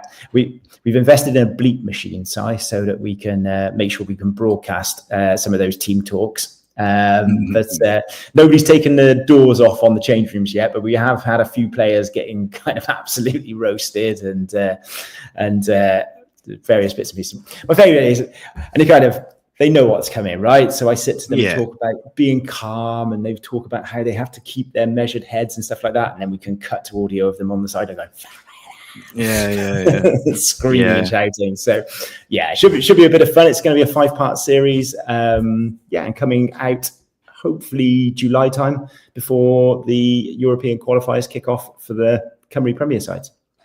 I think I love that sort of stuff, like that, like behind the scenes look at stuff and things like that. I wanted to do something like that for my son's grassroots team last year, and because they were technically, and they were under 15s at that point when we tried to do it. We kind of filmed one of the games, and we did a lot of the stuff that you like you just mentioned, but there was a lot of like hurdles to jump through, unfortunately, because they were under 16. Not so much for our team, because you can speak to the parents and you can get permission and all this sort of thing. But when all the teams you play, it's very difficult to navigate, different situations if people are in care, and so we had to abandon it after one episode, which I was devastated by. But we've completely moved club now, though, so we never know. Might rekindle that idea. But maybe when they're under 18s. Yeah, they're all they're under 19s now, so it's. There you go. Yeah, good stuff. You have to it is bleep machine. Yeah, well, it's it's fascinating, isn't it? It's just seeing that kind of interaction, and you think we can all do it, don't we? Really, but then just watching the pressure they go under, and I think hopefully what we're trying to show as well is that sort of a lot of the thought and stuff that goes into the Cymru Premier, that it isn't just a pub league, that it is. Really, these guys are technical. They're doing A license coaching and all this kind of stuff. So that's the idea of it. It's quite a positive piece, really. But you get to see behind the scenes, but it is a positive piece and shows the league at its best. And there's only 3 teams qualifying this season because of the coefficient going badly. But because TNS did so well this season, Martin just asked there about why it's gone down to 3 teams. So there you are. There you go. So basically, the season before, it had been a couple of bad years for Wales. So the coefficient meant that we got cut to 3 teams. However, last season, Carnarvon did really well. They won a game. Connors Key won a match, and I think Bala pushed somebody close as well, got a draw, and then of course TNS got into the Europa Conference League as well. So with that, the coefficient's been boosted back up, and it's back to 4 teams next season.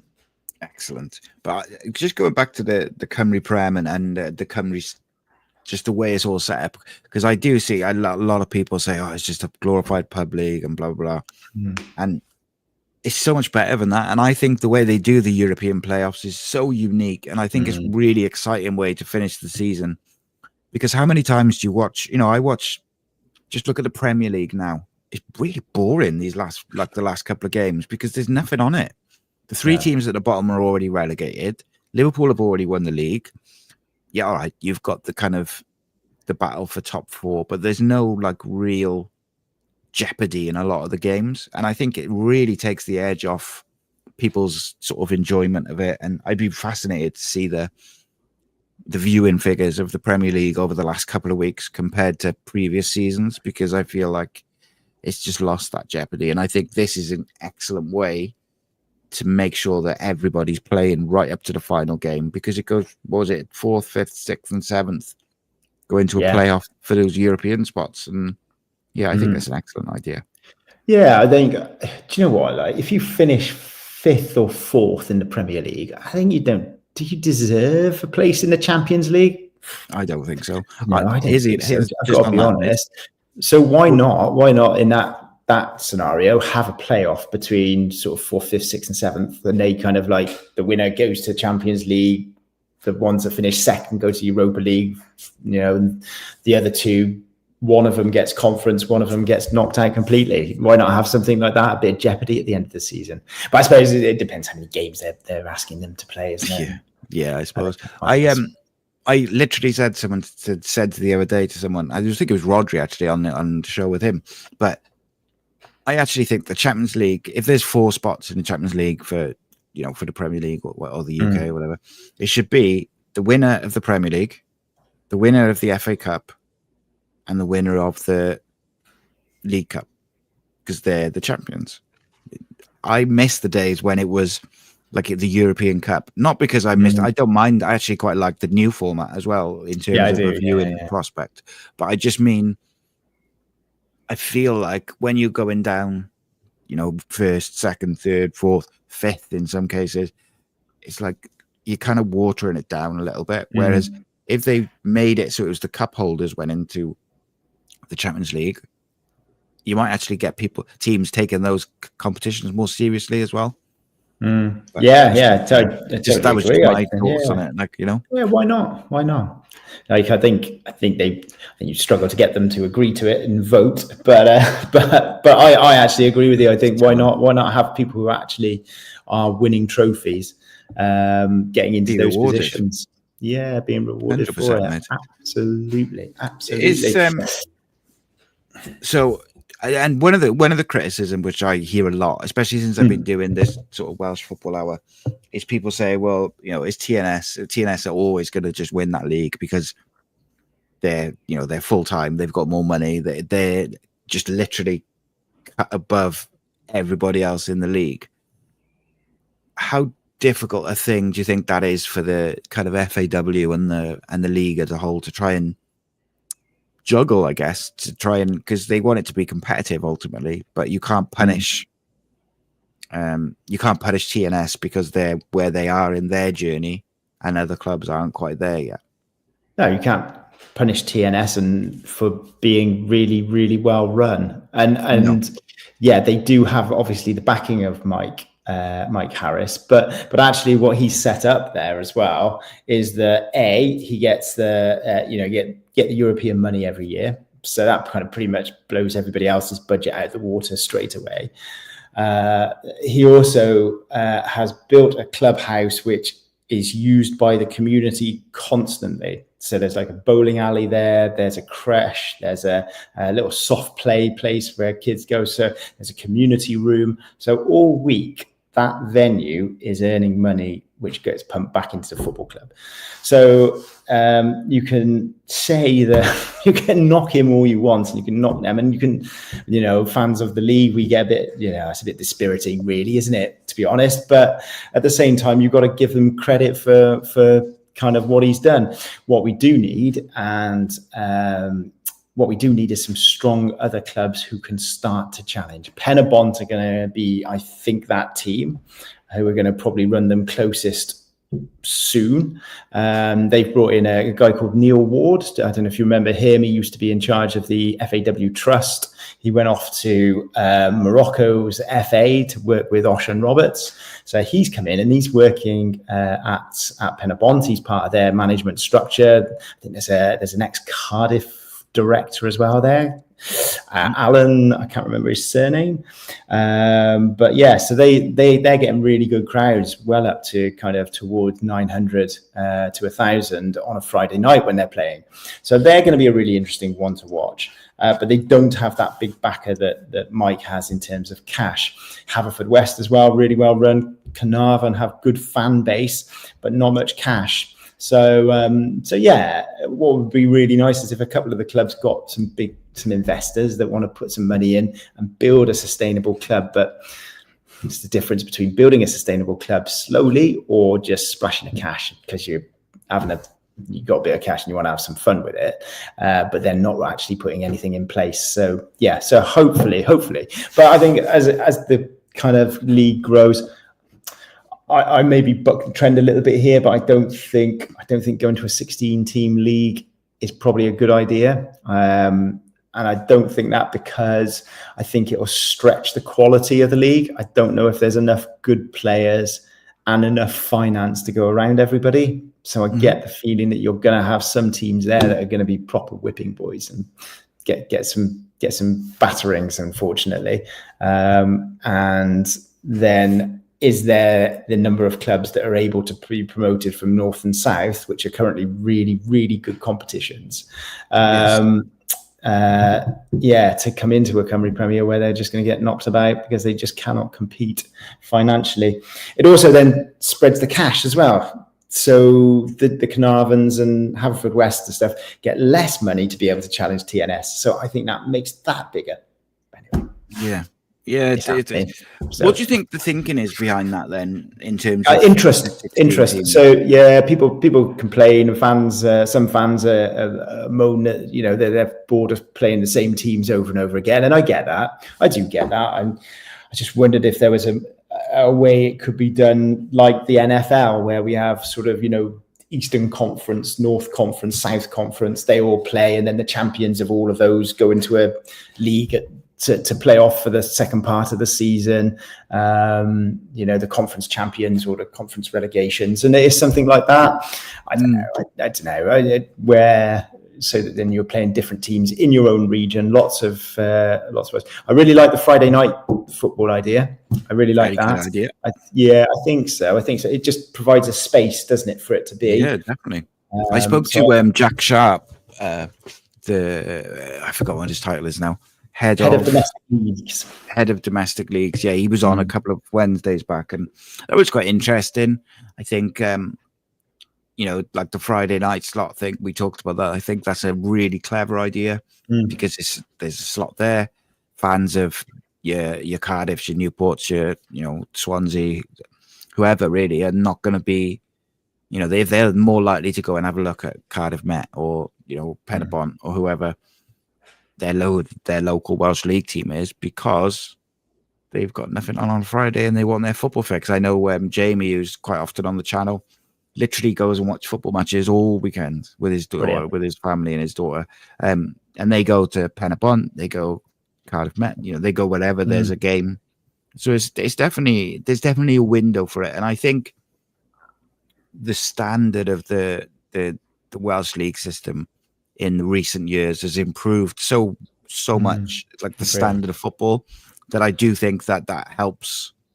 Like, word is spreading of that, if that makes sense. And I think having it on Scorio, and having it on like the YouTube and having the English commentary on YouTube is another clever way to get people in, because we are in the kind of YouTube generation at the end of the day. And I think you'd be silly not to capitalize on that. It's something which I criticize Cardiff for a lot, actually, is their lack of use of social media and YouTube, because I think it's a metric that can be, you can use it, especially when you're celebrating your 125th anniversary. I'm not going to get into that now because it'll set me. Sounds like you want to have a rant, Si. Yeah, I was really, really frustrated because 125th anniversary, I get it. Like, relegation is not the way you wanted to go, but it felt very underwhelming the way they celebrated it. And I just felt that at the start of the season, if they had just put out a 10 to 15 minute video every week, just focusing on a moment, a player, a game, there's so much history to pick from, and there's so many players and people to choose from. And, if there's moments or players where the people involved are no longer with us or they're not able to take part, you can speak to fans, you can speak to people, teammates, things like that. It's not difficult to do that sort of video, whether you do it in person, you do a bit of it over Zoom, whatever it may be. And I don't think that's a massive undertaking to put out a 10-minute video per week.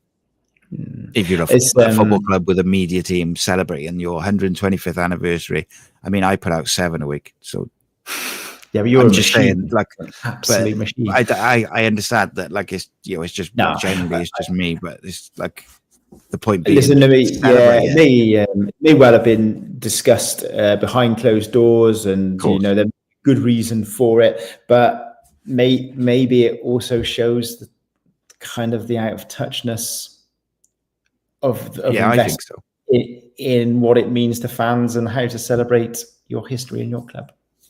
Yeah, I just think it's an easy goal, isn't it? Like, do you know what I mean? So. It's an easy thing. And this was my thinking with it, is if you put that out every Monday, people watch that, they get nostalgic, they remember why they used to go, or why they fell in love with the club, why they used to go every week, why they used to go home and away. And by the time the Saturday comes, they've got themselves a ticket with the little boy or their friends or whatever, because you've just jogged a few emotions. But that's another. I just think all football teams should utilize social media and YouTube, mate. To be honest with you, I just think even Welsh League teams, I think there's a window to utilize it to bring people in. No, undoubtedly, mate. Well, you've channeled it, mate, and absolutely smashed it with Cardiff City World. So which keeps growing and growing, doesn't it? So absolutely, I do tend to agree with you on that, and how you can reach your fans. And maybe it's not even the fans that go and buy a ticket here, it's fans that have moved over to Australia or USA or anywhere else and go rekindle a bit of love from their childhood and get on the club shop and buy something to arrive on the doorstep. So, there's so many different facets to it, isn't there? There's so many different facets in reaching out and being that club that can reach the fans. Alan Whiteley was the surname of the Penabont guy, and I've been really impressed with what Penabont are doing at the moment as well. I think they're doing some really good stuff, and they've got some really good footballers in there. They've got a beautiful ground and a beautiful clubhouse and stuff like that. And I think Wayne and Co are doing a great job of getting it out there and getting people in the doors. They had a really big crowd the other day. I can't remember what game it was now. Towards the end of the season, they had a massive crowd there for sort of Welsh League football. It was huge, and it was just like, that's the potential, isn't it? Yeah, absolutely. What I love about Penabont as well is you get Cardiff and Swansea fans both going along there, because Bridgend's in that kind of no man's land, right, isn't in the it? middle, isn't it? Right in the middle. So you get fans from both teams, and they go and watch Penabont together, which I quite like. Yeah, it's a strange one, isn't it? It is. I've seen that. Sorry, I just wanted to finish off with you, mate. Is I wanted to talk to you a little bit about Craig Bellamy and what's next for Wales and where we are at. Yeah. Because obviously Ethan Ampadu picked up another injury, which is unfortunate. There's a few injuries knocking about in those last couple of games, wasn't there? Like, I think Harry Wilson missed the last game. We don't have the depth, I think, is fair to say. Or should I say the depth seems to be very young, and you don't quite know what that's gonna look like, I suppose, if they're depended on. But I think what Craig Bellamy has done a very good job at is when he has brought in the odd younger player, he's looked after them, and if they're not going to play, he's kind of not pushed them, but sent them back down to the 21s or the 18s or whatever. And I just impressed with him overall. I got to say, I think the job that he's doing it's difficult not to be impressed. But where do you think we stand at the moment? Well, I think we stand in a very, very exciting position at the moment. So I'm kind of, really excited about where we go for the summer. I think that we've got some terrific options in the team. I think Harry Wilson is kind of heading back towards fitness. So that's good to see. And I know he played at the weekend, didn't he, for Fulham? I'm not sure if there's been any news on a knock from that. Ampadu, Roden were exceptional for Leeds, and you could tell that Leeds, after a wobble, once Ampadu came back, they went again. Brilliant to see Carl Darlow get his place within the Leeds side as well towards the end of the season. So he was actually playing football once they finally dropped Nestle. So that was great to see. And Dan James is just, he was on fire. He then had to come back from injury and bide his time a little bit, but the Leeds fans absolutely love him, and he was terrific for them. So look, I think Brooks has been playing semi-regularly for Bournemouth, and certainly involved in all the squads and coming onto the pitch for game time. So it's in a really, really healthy position, I think, right now. As good as it's been since the World Cup squad, So fascinating time for that. In terms of Bellamy and where he goes from here, his main position I think he has to try to figure out is central midfield. That's a little bit of a weak spot for us at the moment. Obviously, so Jordan James has been playing exceptionally well in France. He's done a great season out there. That's been a great move for him. Yes, if he's got Ampadu fit, that's really such good news in that position, because it gives us a lot more strength. And I think you just saw over the autumn in the first couple of qualifiers we had back in March that without Ampadu, it's been a bit of a struggle with that central midfield. Yeah. And obviously Joe Allen came in, but he's now retired. The young lad that he brought in, Kai Andrews from Motherwell, he's not played loads up there, but it's his first ever move. So, he's just a kid, so he's getting more time, experience, I think. Child, Yeah, absolutely. So he's only just really having his breakthrough in senior football. So to promote him into the international squad, they must think a lot of him, but it's a bit early for him, I think. And I think it was done more out of necessity than it was because he was ready, if that makes sense. But yeah, I think for Craig, I mean, I'm not a Cardiff fan, but Cardiff fans must look at it and go, kind of wonder what might have been if somebody had been able to persuade him to come to Cardiff. But his style of football, the way he thinks about football, the way he's so driven to be a manager, the way the players have responded to him, only positive things right now. But we're going to reach crunch time, right? And crunch time is going to be out in Belgium, and I think there's around 4,000 fans already got tickets for Belgium, so it's going to be a heck of a trip. And yeah, we'll sort of see how the players react to that. Belgium have got to go away to North Macedonia in the game before us. They also haven't played yet in the group, so they could be going into that game. I never like to say this out loud. Yeah, I never like to say this out loud, but we should beat Liechtenstein. And then that puts them under pressure. That's 7 points on the board for us. Let's see how they get on against North Macedonia. If they drop any points there, they are massively under pressure playing against us. Yeah, it was interesting. I was speaking to Glenn Lewins about the Belgian side, and they're in a bit of a transition. Obviously, Martinez left, and a lot of their really big players, like world-class players, are retiring or moving on. So there's a lot of uproar, or not uproar, but I can't think of the word, but there's a lot of moving parts to what they're doing at the moment and what they're trying to build. And I think it's tricky for them then, because they're trying to pick a team to win football matches, but they've also got to think about the future. For me, I look at that, I just worry, and this is probably the pessimist in me, being a Cardiff fan and a Welsh fan. I just worry that North Macedonia draw might come back and bite us in the backside. But yeah. I don't know. But as you say, I think we desperately miss Ethan Ampadu in midfield, and because I think him and Jordan James as a combination complement each other so well. Definitely, yeah. That when one of them is out, we just don't have quite the same balance. Like, I've actually been really impressed with Josh Sheenan. I think he has gone way beyond what I thought he was going to be capable of for in a Wales shirt. But him and Jordan James didn't have the same understanding. They didn't have the same quality or partnership together. Not that they were bad, but just that Ethan Ampadu and Jordan James are good, I suppose. Yeah. I just think he's just not in the same league as Ampadu, is he? And that, again, no respect to him. I think he's a really neat and tidy player, probably playing under where he should be playing. I think, really, I think playing sort of League 2 and League 1. I think he's a better player than that. Yeah, I agree with that. Yeah, but I think Ampadu just takes you to another level, doesn't he? You know, just the sheer power he gives you, the sort of dynamism in there, the control in his passing range. It's just another aggression level as well. So, he's got a different level of aggression, winning the ball back and stuff. And that.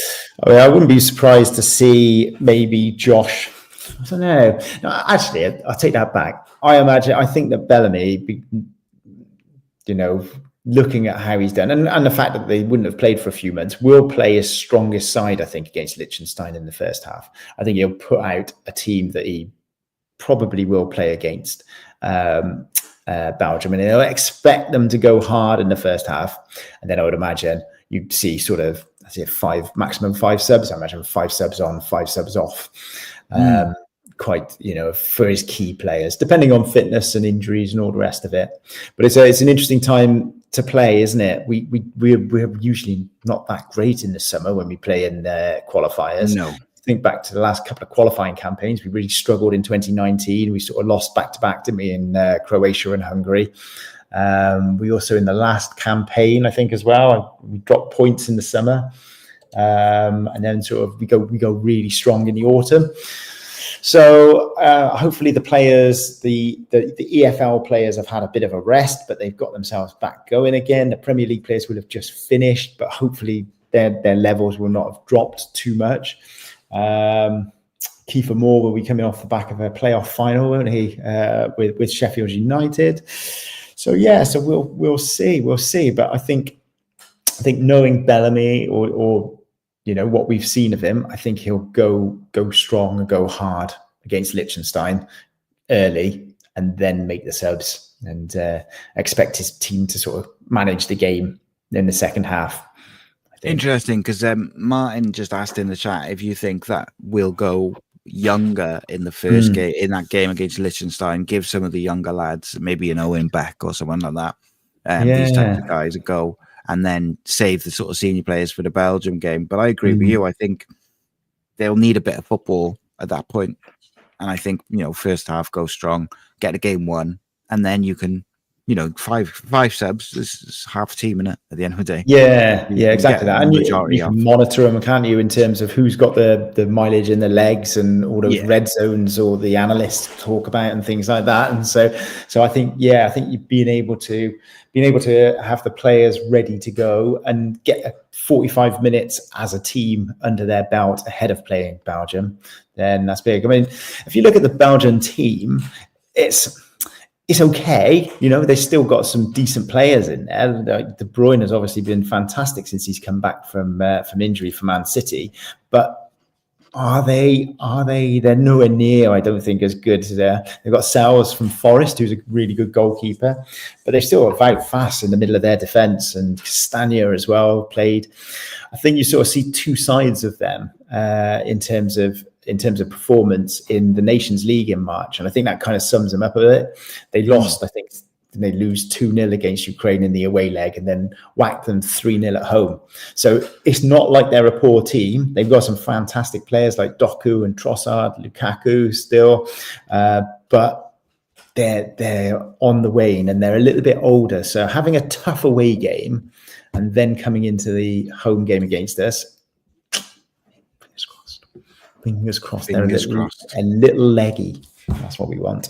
Yeah, and I think ultimately what we want is we want North Macedonia to be as difficult to play against as they were for Wales. And we know that they're perfectly capable of that. I said to Harry, you came on the show with us over Christmas, before Christmas, that it was it was a tricky game. It was always going to be a tricky game. I think just Bellamy has been so impressive in the way he's got them playing, the way he's gone about his business, that I came away disappointed that we hadn't picked up a win in North Macedonia, even though in my preview I had said how difficult the game was going to be. So it's one of them, and expectations. Yeah, I think so. I think it just showed maybe that we need that a little bit more ruthlessness. And we're kind of missing that ruthless striker. You can see the type of players that he loves. He talks about his profiles of players. So you've got your Mark Harris and sort of Swansea lad, who's Liam Cullen, and the work rate that they give him, and the closing down, and Dan James, and so he's got those players that will absolutely graft for him and put loads of pressure on and force teams back. But do we have none of them are really kind of that sort of lethal striker, are they? So and Brennan is the conundrum, isn't he? Because I think I don't know if he always talks about his non-negotiables of pressing, but he keeps Brennan doesn't necessarily do that, does he? He's not one of these players like the ones that I've just mentioned, who will go and press aggressively and win the ball. He's looking to be on the break and getting in behind teams. So I don't know if he suits the way that he plays. I just think you can have one. I think in a high pressing team, you can have one player who cheats a little bit if he provides you with the pace and the running in behind. And I think in some games, Brennan's done that really, really well. And ultimately, they're the ones he's stayed on in. The ones where he hasn't done that as effectively and got in behind, they're the ones where he's come off at halftime. So it is interesting because, like you say, Craig Bellamy talks a lot about profiles and work rate and pressing and these principles that he wants his team to have. But you are right in what you say, that it's like a blind eye to Brennan Johnson's pressing. But He could be that goal scorer that we need, if that makes sense. I think that's what it is. I think he keeps him in there because he offers that quality in front of goal that the others don't. So he knows. But the biggest miss for me, I think, was Harry Wilson against those 2 games in March. So having him fit again and playing, I think, massive. Absolutely massive for us. So good to see him back, and he'll make a big difference in there. And then it's kind of like I think is a bit, as you were just saying about profiles. I think it's a tough time for the big guys. So like Kiefer, Colwill. I think unless you're doing something dramatic, you are sitting on the bench in terms of Kiefer, and you're nowhere near it if you're Colwill, as he's found himself, unfortunately. So I was just looking at Brennan's stats for the season. So he's played 48 appearances in total, but he's got 24 goal contributions across all competitions, which is a pretty good return.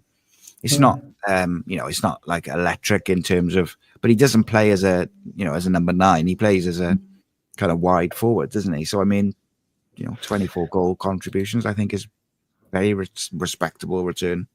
Yeah, and a team that's just finished outside the relegation places. They're like 17th or something like that. So, interesting. I was chatting to a guy who's a journalist and a Spurs fan. He thinks that he's been bought, but doesn't fit what Ange wants to do.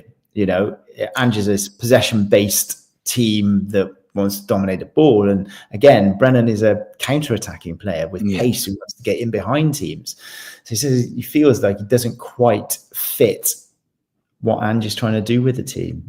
So that'd be interesting. It'd be interesting to see what happens to Ange. Yeah, I was going to say, I'm not sure that Ange will still be there come pre-season, which is interesting because they might win a trophy, but I still don't think he'll be there. No, I think this time next week, right? I think. Yeah, next Wednesday. Not that anybody will be watching it because they'll be here with you, Si. We might have to do something about that because ask them to move it. Yeah, we'll just move the Europa Cup final to the Thursday, no problem. Just sort of rounded it off, mate. Before we wrap up, with the Welsh national team, try and take your emotion and your Welshness out of it, which I know is difficult. But when you look at that group, where do you think Wales will finish? Because I'm sure you've looked at the fixtures and thought, we get 3 there and whatever it may be. 3 there, 3 there, 3 there, 3 everywhere. Where do you think Wales will finish in those groups? I don't think we'll finish any lower than second. Is that a cop-out? I don't think we'll finish any lower than second. But do we have enough to finish top? Do we have enough to finish top? I think to finish top, we need to have an injury-clear run through to the final matches. I think the matches fall nicely for us. Going to Kazakhstan away, just as the only qualifier that we've got in September is really good because we don't have to worry about the trip back. We don't have to worry about. We just focus on going there and winning, so that's good. Playing England ahead of playing Belgium in October is a bit weird. I think. Don't understand quite why we're doing that, but that's very Bellamy. Yeah, we'll take him on, no problem. We'll play him. Yeah, just play him. No problem. We'll just play him. It's very, very, doesn't want to be an underdog, doesn't want to be counted as an underdog. Don't call me an underdog, that type of thing. So it's very, very Bellamy. Whether it's a good idea or not, I don't know. It's right before the Belgium game as well. Yeah, right before the Belgium home game. I mean, it's not far, is it? So it's not like, we're not on a plane anywhere or anything, but it is a lot. It's just a bit of a circus, isn't it, whenever we play England? Yeah, and it's a puzzling one, isn't it? Because they've got a new manager and they're going to want to do their thing. Wales are going to try and do their thing. And you just wonder if it did go horribly wrong, being the pessimist that I am. But if it did, it's not what you want going into the Belgium game. But I also know that Craig Bellamy won't look at it like that. He'll look at it as like, if we can go and put a good performance in against England, then we can certainly go and do it against Belgium. And as you say, don't call me an underdog. Wales are very capable of doing it. And look, if everyone's fit, I say we go and give it a good old rocking. And the way Thomas Tuchel's sides play, Brennan Johnson will be very effective. So yeah. So in answer to your question, it feels a complete cop out, doesn't it? I think my heart says that we'll go to Belgium and we'll get a positive result in June, and I think we'll then, it'll be a real good autumn. And if we get into the autumn ahead of them, with them having to chase us, I think we could do it to finish top. However, my head says that Belgium, despite being a little bit older, despite being a little bit on the wane or in transition, they'll have enough. They'll just have enough to pip us to top spot. But we've got a place in the playoffs anyway. If we finish second, that's a good campaign, and we should go into the playoffs in good heart, really, for the World Cup. So, and how amazing would that be? FAW's 150th birthday, 150 years of football in Wales, and a World Cup in USA. That would be amazing. Beautiful. And I think as well, it's keeping everyone fit is the main thing, I think. But what we do need to improve, I think, is we need to start taking these chances. We've missed a lot of chances over the first or these last few games, particularly. But I think we haven't had a problem creating opportunities under Bellamy. But the likes of Daniel James and Liam Cullen and these people got to take these chances, I think. And Daniel James it feels like he gets like 2 or 3 one-on-one chances every game. He probably doesn't. I'm 90% sure he doesn't. But it feels like a lot of the time he gets a one-on-one with the keeper because of his pace and on the break, and maybe isn't as clinical as you'd like him to. Although I do believe if you look at his Leeds stats and form, his finishing has improved massively. So what we really need is we need to see that transfer over to the Welsh team, because I think Daniel James has improved massively over the last couple of years. Since he went to Leeds, I think he's been a real big part of their success. Definitely. So I was just looking at Daniel James's stats. He's had 21 goal involvements this year in 36 games. So again, he's doing it at that level in the Championship. We just need him to transfer that over into the Welsh setup. That is us. It's the Welsh 55 minutes rather than the Welsh Football Hour today.